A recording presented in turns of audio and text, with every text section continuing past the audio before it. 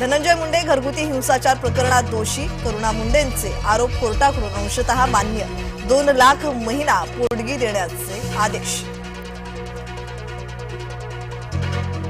लाडकी बहीण योजनेवरून बच्चू कडू आक्रमक, योजना महिलांसाठी नाही तर सत्तेत येण्यासाठी होती, लाडक्या बहिणींनी रस्त्यावर उतरण्याची गरज, कडूंचा हल्लाबोल।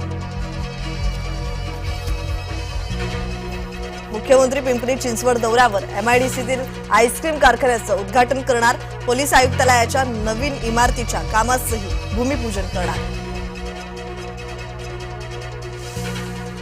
उपमुख्यमंत्री एकनाथ शिंदे नांदेड दौऱ्यावर, 25,000 लाडक्या बहिणींना आभार सभेचं आमंत्रण।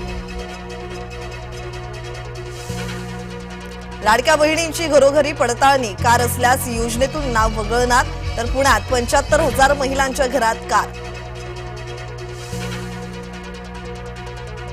धारूरमधील तरुणाला मारहाण करणाऱ्या आरोपींच्या मोबाईलवर कृष्णा आंधळेचे स्टेटस। कृष्णा आंधळे देशमुख हत्येतील फरार आरोपी, कराड मुंडेंच्या बातम्या बघितल्यानं तरुणावर हल्ला। पुणे शहरात वाहन तोडफोडीचं सत्र सुरूच, बिबिवेवाडीनंतर येरवडा फरासखानामध्ये वाहन तोडफोडीच्या घटना, तर पोलिसांना कायदा आणि सुव्यवस्था राखण्यात अपयश।